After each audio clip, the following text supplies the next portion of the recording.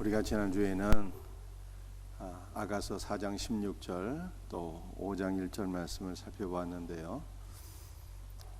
이 두 말씀은 서로 짝이 되는 말씀이 되겠습니다. 같이 한번 읽어볼까요? 북풍아 일어나라, 남풍아 오라, 나의 동산에 불어서 향기를 날리라. 나의 사랑하는 자가 그 동산에 들어가서 그 아름다운 열매를 먹기를 원하노라. 내 누이 내 신부야, 내가 내 동산에 돌아와서 나의 몰약과 향재료를 거두고 나의 꿀송이와 꿀을 먹고 내 포도주와 내 우유를 마셨으니, 교회가 그리스도를 향하여 내 사랑하는 자가 그의 동산에 들어오시기를 간절히 소원합니다. 그렇게 그리스도의 임재를 간구했더니 하나님께서 교회의 간구를 들으시고 내가 나의 동산에, 내가 나의 교회에 들어왔다 라고 말씀하신 거예요. 그러므로 교회는 무엇을 위해서 기도해야 되는 것입니까? 그리스도의 임재를 늘 사모하며 그리스도의 임재를 구할 수 있는 복된 은혜가 있기를 주 예수의 이름으로 축복합니다. 북풍아 불어오라, 남풍아 오라, 이것은 성령의 임재를 간구하시는 거예요. 성령께서 교회에 임재하시면 황무지와 같은 땅도 에덴 동산처럼 풍성한 생명으로 풍성한 열매를 맺는 복된 역사가 일어나게 됩니다. 성령께서 생명샘교회에 임재하셔서 우리 생명샘교회가 아름다운 열매가 풍성한 에덴 동산이 되어서 생명샘교회를 통해서 주님께서 아름다운 열매를 거두시고 우리의 모든 찬양과 경배를 받으시고 우리를 통해서 홀로 영광 받으시기를 주님의 이름으로 축복합니다. 오늘은 나에서 그리스도로 변화되는 삶, 나에서 그리스도로 주체가 변화되는 삶이라고 하는 제목으로 함께 말씀을 나누며 은혜를 받고자 합니다. 세 가지를 우리가 살펴보겠는데요. 첫 번째는 잠들어 있는 그리스도의 신부예요. 아가서 5장 2절 말씀을 보게 되면 내가 잘지라도 말씀하고 있습니다. 이 성경에서 잠은 긍정적인 의미와 부정적인 의미가 있어요. 먼저 우리 긍정적인 의미를 한번 살펴보겠습니다. 시편 127편 1절과 2절이에요. 여호와께서 그의 사랑하는 자에게 잠을 주신다고 말씀하셨으니 여기서 잠은 긍정적인 의미가 되겠습니다. 하나님께서 사랑하는 자에게 잠을 주신다는 것이 어떠한 뜻일까요? 우리 말씀을 한번 같이 읽어보겠습니다. 여호와께서 집을 세우지 아니하시면 세우는 자의 수고가 헛되며 여호와께서 성을 지키지 아니하시면 파수꾼의 깨어있음이 헛되도다. 너희가 일찍 일어나고 늦게 누우며 수고의 떡을 먹으며 헛되도다. 그러므로 여호와께서 그의 사랑하시는 자에게는 잠을 주시는도다. 아멘. 여호와께서 집을 세우지 아니하시면, 여호와는 집을 세워주시는 분, 우리의 집을 세워주시고 교회를 세워주시고 나라와 민족과 우리의 모든 삶의 영역을 다 세워주시는 분, 우리 주님께서 우리 성도들의 가정을 세워주시기를 예수님의 이름으로 축복합니다. 그런데 여호와께서 은혜로 우리의 집을 세워주지 아니하시면 우리가 아무리 우리의 집을 세우고자 노력할지라도 소용이 없다, 이 뜻입니다. 여호와는 성을 지켜주시는 분, 여호와는 우리의 집을 세워주실 뿐만 아니라 우리의 집을 지켜주시는 분이라는 뜻입니다. 여호와께서 집을 지켜주지 아니하시면 파수꾼의 깨어있음이 헛수고래요. 우리의 집을 지키기 위해서 아무리 불철주야 노력할지라도 소용없다는 뜻입니다. 너희가 일찍 일어나고 늦게 누우며 수고의 떡을 먹음이 헛되도다. 이것은 어떤 인간의 노력 자체를 부정하는 말씀이 아닙니다.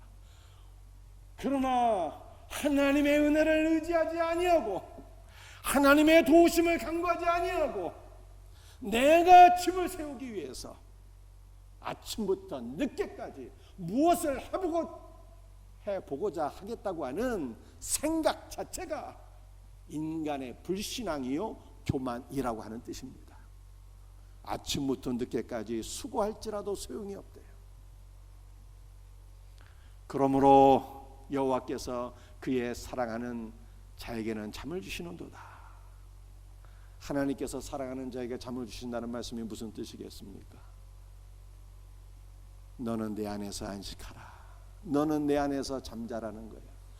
너는 잠을 잘지라도 내가 깨어서 너를 위해 수고하리니 내가 너에게 복을 주어서 너의 집을 세워주겠다라고 하는 말씀인 것입니다.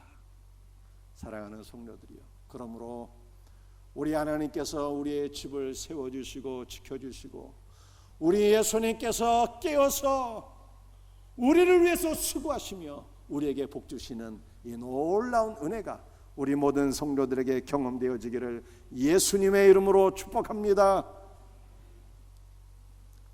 그런데 성경에서요, 잠은 부정적인 의미가 많아요. 잠언서 19장 15절 말씀, 게으름이 사람으로 깊이 잠들게 하나니 태만한 사람은 줄일 것이니라. 사람이 게으르면 잠만 자게 되고 그러므로 더욱더 가난하여진다는 말씀입니다.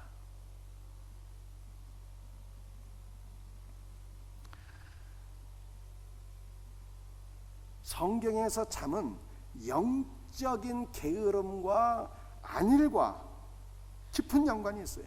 이 게으름은 일하기 싫다는 뜻입니다. 안일이라고 하는 것은요, 나는 수고하지 않고 편히 놀고 먹고 싶다, 이런 뜻이에요. 그러므로 성경에서 사람이 잠잔다라고 하는 것은요, 영적인 게으름에 빠져서 일하지 않는다는 거예요. 부정적인 뜻입니다. 아가서 5장 2절에 말씀하고 있는 내가 잘지라도 교회가 지금 잠자고 있는 거예요. 이것도 역시 부정적인 의미입니다. 교회가 잠을 잔 것은 영적인 게으름에 빠져서 그리스도를 등한시하고 주님이 맡겨주신 본문을 감당하지 않는다는 뜻입니다. 세상은 장망성이에요. 이 장망성은 철로역정에서 나오는 단어인데요, 장차 멸망할 도성이란 뜻입니다. 교회는 구원의 방주예요. 구원의 방주인 교회가 자신의 본분을 감당하지 못하는 것, 즉 장차 멸망할 세상을 구원하기 위하여 복음을 증거하지 않거나 또는 함께 세상의 유혹에 빠져서 멸망의 길을 걸어가고 있다면 이것은 죄악이자 수치이며 주님께 책망을 받아 마땅한 일입니다. 잠자는 것이 자기의 본분을 감당하지 못하는 것이기 때문에 주님께 책망받게 된다는 거예요. 마가복음 14장 37절 말씀입니다. 돌아오사 제자들이 자는 것을 보시고 베드로에게 말씀하시되 시몬아 자느냐, 내가 한 시간도 깨어 있을 수 없더냐. 예수님은 십자가를 지시기 전에 겟세마네 동산으로 가셔서 간절히 기도하셨어요. 그러나 그때 제자들은 잠이 쏟아져서 주님과 함께 깨어서 기도할 수가 없었어요. 그래서 예수님께서 제자들을 책망하셨습니다.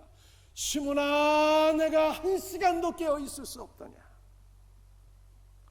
주님의 말씀은 우리가 시험 가운데 승리하고자 한다면 하루에 한 시간은 깨어서 기도해야 된다는 말씀입니다. 성도는 밤에 속한 자들이 아니라 빛에 속한 자들이기 때문에 깊은 잠에 빠져 게으르고 나태하게 사는 것이 합당하지 않아요.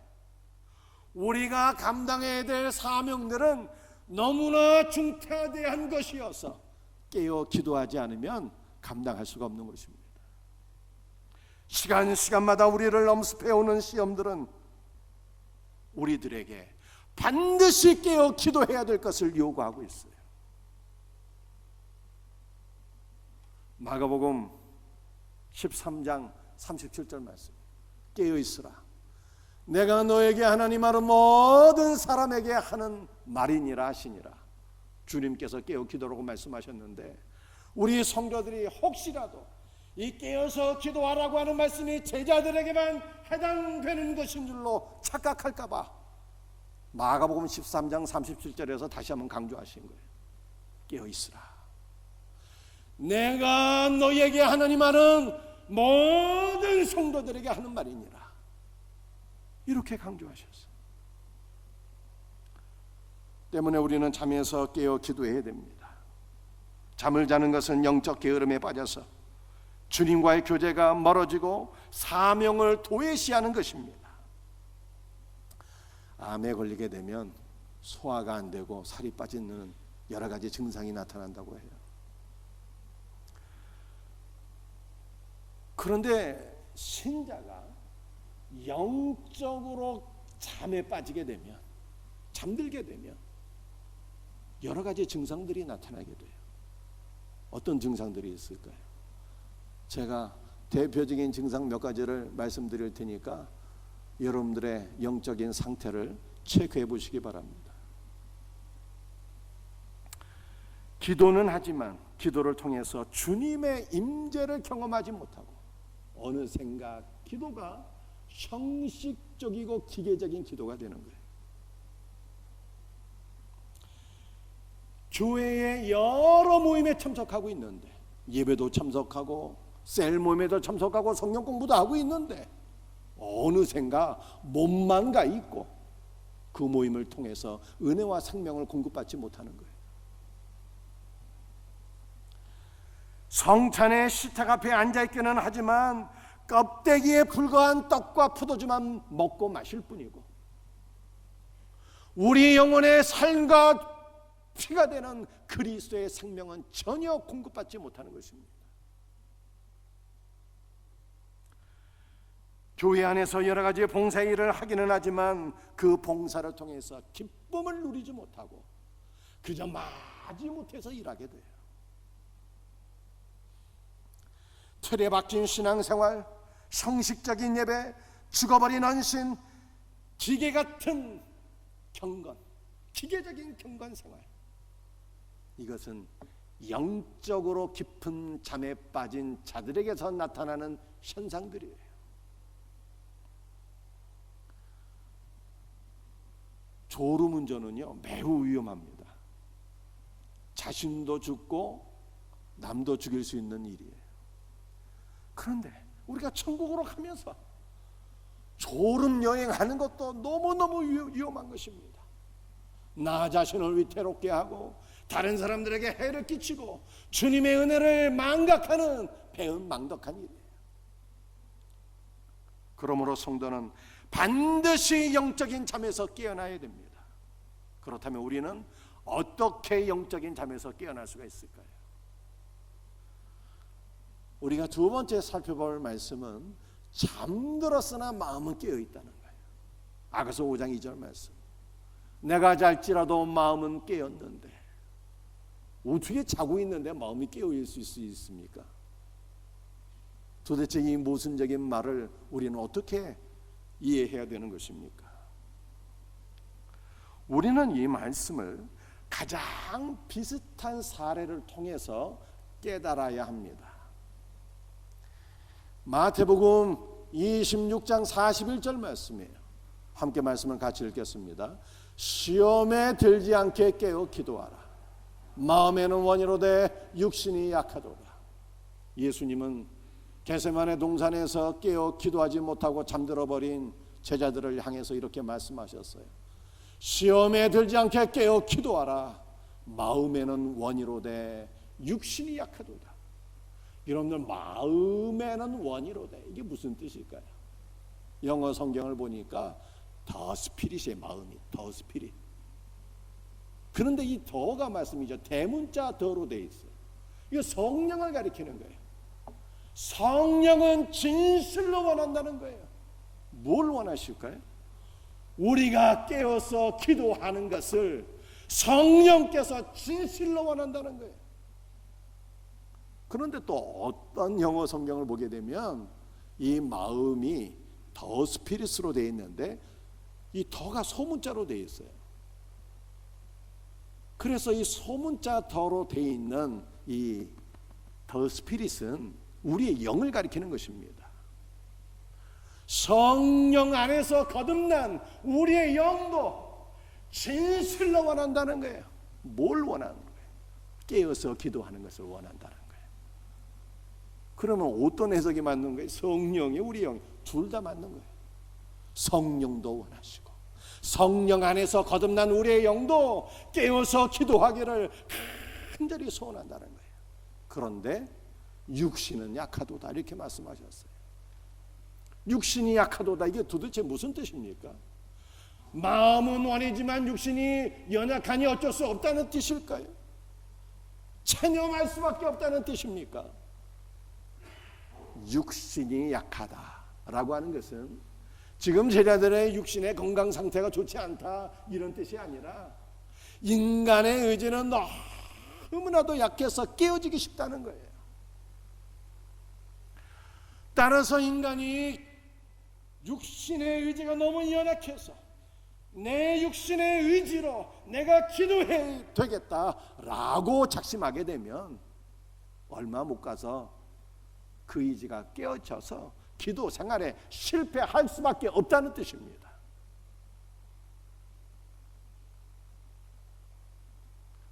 그렇다면 우리는 기도 생활에 어떻게 승리할 수 있을까요?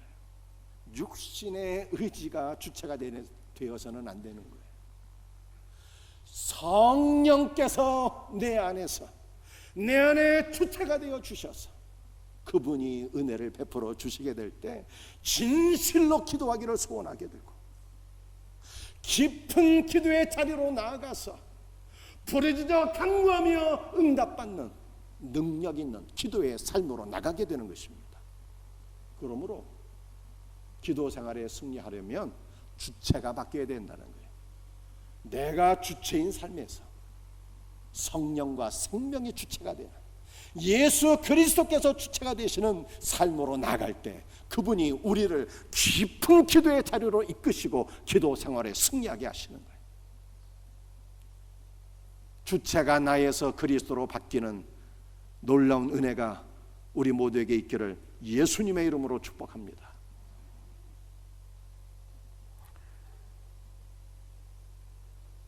로마서 2장 28절 말씀을 우리 한번 같이 읽어보겠습니다.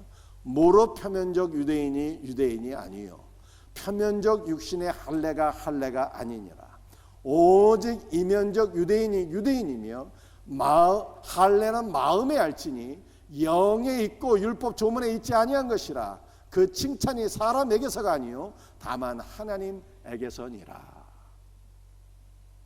바울이 말씀하기를 표면적 유대인이 아니라고 그랬어요. 이 표면적이라고 하는 것은 눈에 보이는 이런 뜻이에요. 눈에 보이는 유대인, 혈통적인 유대인이 아니래요. 이면적 유대인이 참 유대인이라고 말씀했습니다. 이면적은 표면적과는 반대되는 개념이에요. 이면적 유대인은 마음의 할례를 받은 사람입니다. 마음의 할례를 받았다는 것이 무슨 뜻입니까? 예수 그리스도를 불신하고 거부하는 우리의 교만이 성령 안에서 싹둑 베어져서 예수 그리스도와 연합하여 거듭난 신자가 마음의 할례를 받은 거예요. 그런데 이렇게 마음의 할례를 받은 신자, 성령 안에서 예수 그리스도를 믿음으로 그와 더불어 연합된 거듭난 신자가 참된 유대인인데, 이렇게 참된 유대인이 되는 것은 영에 있고 율법 조문에 있지 아니한 것이라 얘기했어요. 어떤 율법 조문에 율법의 행위에 의한 것이 아니라 오직 성령 안에서 거듭난다는 뜻입니다. 그런데 이렇게 성령 안에서 거듭난 이면적 유대인이 되면 그 칭찬이 사람에게서가 아니요 다만 하나님에게서이라 라고 말씀했습니다.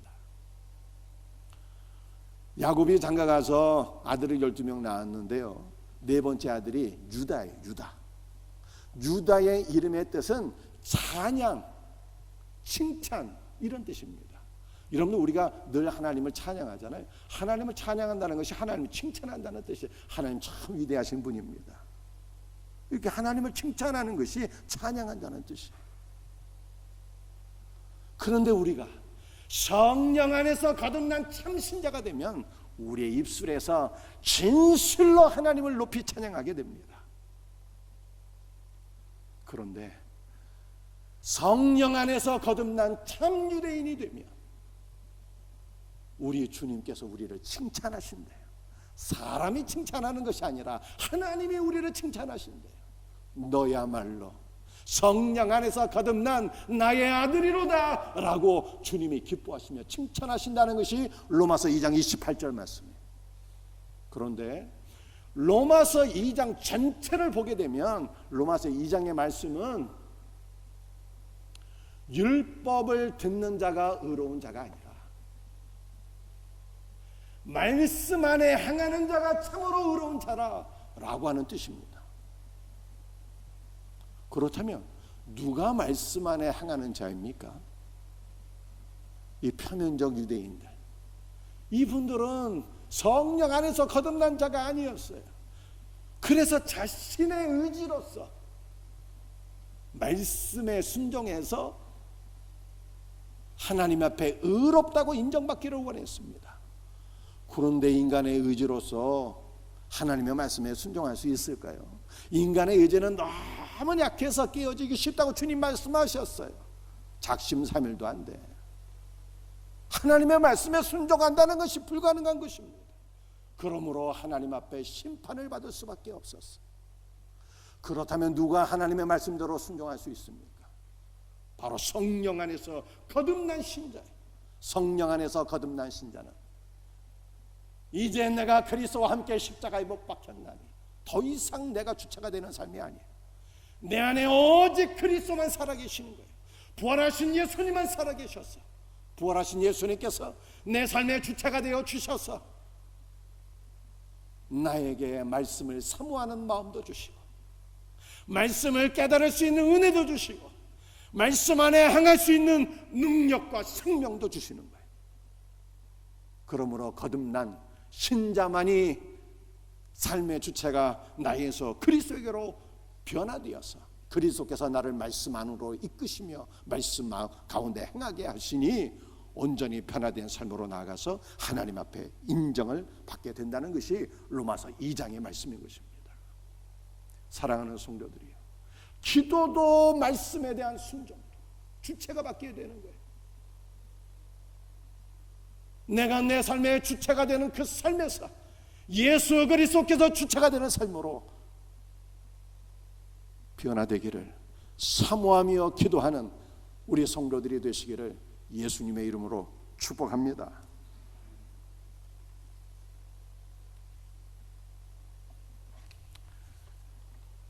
자, 그렇다면 이 아가서 5장 2절의 말씀을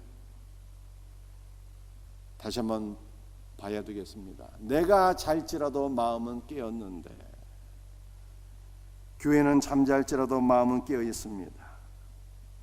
우리 안에 내주하시는 그리스도는 늘 깨어서 기도하시며 우리를 지켜주시는 분입니다. 믿음으로 그리스도와 연합된 우리의 영도 깨어 있습니다. 그러나 우리의 육신은 약하여 잠들어 있어요. 영적인 게으름과 나태함 속에 있습니다. 그러니 육신이 연약하여 잠들어 있으니 어쩔 수 없다는 뜻입니까? 마음은 깨었는데 육신이 연약하여 잠들어 있는 것은 성령으로 거듭난 신자일지라도 여전히 내가 내 삶의 주체가 되어서 살아갈 수가 있고, 여전히 내가 내 삶의 주체가 되어서 살아가는 자들은 영적인 깊은 잠에 빠질 수밖에 없다는 뜻이에요. 그러므로 우리가 영적 잠에서 깨어나기 위해서는 그리스도께서 우리의 삶의 주체가 되어 주셔서 그분이 우리를 이끌어 주셔야 되는 거예요. 사랑하는 성도들이요, 내가 주체가 되는 삶에서 예수님이 주체가 되는 삶으로 변화되기를 주 예수의 이름으로 축복합니다. 우리가 세 번째 우리가 살펴볼 말씀은요, 잠들어 있는 신부를 부르시는 그리스도예요. 아가서 5장 2절 말씀을 우리 한번 다시 읽겠습니다. 내가 잘지라도 마음은 깨었는데 나의 사랑하는 자의 소리가 들리는구나. 문을 두드려 이르기를. 교회가 깊은 잠에 빠져 있을 때 그리스도께서 교회를 부르셨습니다. 신부는 잠들어 있었지만 그의 마음, 그의 영은 깨어 있었기 때문에 그리스도의 음성을 들을 수가 있었어요. 그리스도의 음성을 듣는 것은 하나님의 백성됨의 표지예요. 예수님이 그렇게 말씀하셨어요. 요한복음 10장 27절입니다. 내 양은 내 음성을 들으며 주님의 음성을 듣고 주님의 음성에 반응하는 것이 참 그리스도의 양입니다. 오늘 여러분의 귀에 그리스도의 말씀이 들릴 수 있기를 주의 이름으로 축복합니다. 교회는 그리스도의 음성을 들었는데 처음에는요, 그리스도께서 문을 놓고 하시는 것을 들었어요. 우리의 마음 문을 놓고 하시는 그리스도를 계시록 3장 20절이 말씀하고 있습니다. 볼지어다 내가 문 밖에 서서 두드리노니. 그리스도께서 우리의 마음의 문을 놓고 하시는 이유가 무엇입니까? 우리 안에 들어오셔서 우리와 더불어 교제하시고 먹고 마시고 풍성한 생명을 주시기 위함입니다. 당신의 거룩한 임재로 우리를 덮으시고 우리의 전 존재를 새롭게 하시기 위해서 주님께서 우리의 마음의 문을 놓고 하시는 거예요. 아가서 5장 2절을 한 번 더 읽겠습니다. 내가 잘지라도 마음은 깨었는데 나의 사랑하는 자의 소리가 들리는구나. 문을 두드려 이르기를 나의 누이 나의 사랑 나의 비둘기 나의 완전한 자야 문을 열어다오. 내 머리에는 이슬이 내 머리털에는 밤이슬이 가득하였다 하는구나. 교회는 그리스도께서 문을 두드리시며 말씀하시는 음성을 듣게 되었습니다. 그리스도는 우리를 나의 누이라 부르셨어요. 나의 누이는 나의 형제라고 하는 뜻입니다. 또한 나의 사랑이라고 말씀하셨어요. 나의 사랑은 나의 신부라고 하는 뜻이에요. 그리고 나의 비둘기라고 말씀하셨습니다. 나의 비둘기는 나의 순결한 자야라고 하는 뜻이에요. 여러분들 비둘기는 순결의 상징입니다. 비둘기가 왜 순결의 상징인지 알고 계십니까? 비둘기는 한 번 짝을 맺으면 평생 그 짝을 바꾸질 않는데, 미물인 비둘기가 짝을 맺으면 그 짝이 영원하다는 거예요. 죽을 때까지. 그러므로 우리가 그리스도의 비둘기라 주님께서 호칭하신 것은, 참 성도는 오직 그리스도만 사랑하는 자라는 뜻입니다. 저와 여러분들이 영원토록 오직 예수 그리스도만 사랑하는 그리스도의 비둘기가 되기를 주의 이름으로 축복합니다. 주님은 나의 완전한 자라고 말씀하셨어요. 여러분들 이 완전한 자는 윤리 도덕적으로 흠이 없는 자가 아니라 완전하신 예수 그리스도를 믿고 완전하신 예수 그리스도 안에 거하게 되면 하나님께서 우리를 완전한 자로 인정해 주시는 거예요. 문을 열어다오 라고 말씀하셨습니다. 주님의 음성을 듣고 마음의 문을 열어 그를 받아들이고 교제하며 그와 더불어 연합하는 자는 진실로 그리스도의 생명을 누리고 그리스도가 주체가 되는 복된 삶으로 나가게 됩니다. 우리가 그리스도께 마음의 문을 열어요 드려야 되는 이유가 무엇이라고요? 마음의 문을 열어드려서 내 마음의 보좌의 그리스도를 받아들이게 될 때, 내가 주체가 되는 삶에서 예수님께서 나의 삶을 통치하시는 그리스도께서 주체가 되시는 삶으로 나가게 되는 거예요. 아가서 5장 2절에는 결정적으로 우리가 예수 그리스도를 우리 마음속에 받아들여야 될 이유를 이렇게 말씀하고 있습니다. 내 머리에는 이슬이 내 머리털에는 밤이슬이 가득하였다 하는구나. 그리스도의 머리에 맺힌 이 밤이슬은 우리가 생각하는 그 밤이슬이 아닌 것입니다.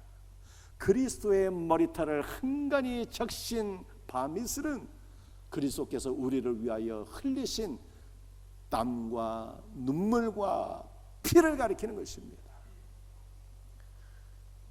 누가복음 22장 44절 말씀이에요. 예수께서 힘쓰고 애써 더욱 간절히 기도하시니 땀이 땅에 떨어지는 핏방울같이 되더라.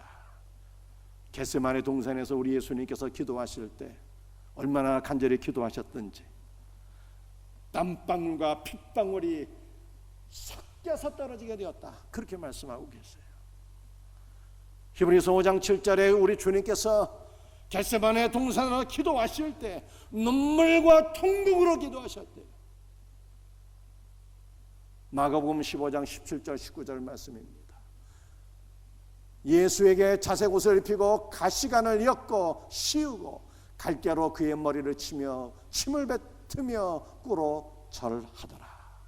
가시면류관을 예수님의 머리에 씌우고 갈대로 내려치니 예수님의 머리에 피가 철철 흐르게 되었어요. 그래서 예수님의 머리털을 가득 적신 밤이슬은 주님이 우리를 위하여 흘리신 땀방울, 눈물방울, 그리고 그리스도의 거룩한 보혈이라, 이렇게 말씀하고 있습니다. 예수님께서 눈물과 땀과 피를 흘리시며 우리의 마음 문을 녹하고 계시니, 사랑하는 자야, 나의 비둘기, 나의 신부, 나의 완전한 자야, 문을 열어다오 라고 말씀하고 계시니 여러분들은 어떻게 하시겠습니까? 우리가 여전히 그리스도에 대하여 무관심하고 냉랭한 마음으로 일관하며 마음의 문을 꽉 닫고 있다면 그리스도께서 다시 한 번 더 슬퍼하시며 통곡하시는 거예요. 바로 이것이 그리스도의 머리에 가득 맺힌 밤이슬이에요. 그러므로 이제 우리의 냉랭한 마음의 문을 활짝 열기를 바랍니다. 주 예수여, 내 마음에 임재하셔서 내 마음의 보좌에 앉으시고 나의 삶을 통치하여 주옵소서. 내 삶의 주체가 되어 주옵소서. 기도할 수 있기를 바랍니다.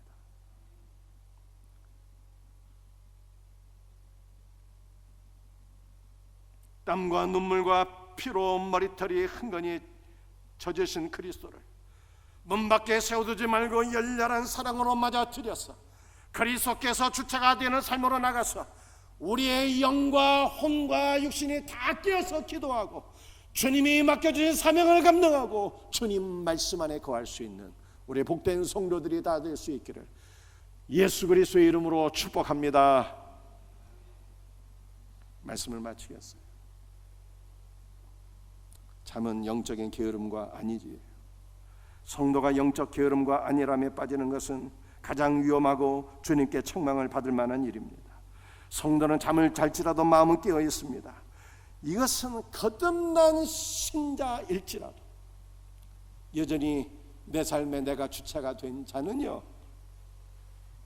깊은 잠에 빠질 수밖에 없다는 것을 보여주고 있습니다. 자지만 깨어있는 이 모순적인 상태에서 벗어날 수 있는 길은 내가 내 삶의 주체가 되는 것에서 그리스도께서 내 삶의 주체가 되는 삶으로 나가는 것입니다. 오늘 이 시간 마음의 문을 활짝 열고 그리스도를 여러분의 마음 보좌에 받아들이심으로써 그리스도께서 여러분의 삶을 통치해 주시는 이 놀라운 은혜가 우리 모두에게 날마다 경험되어지기를 예수님의 이름으로 축복합니다.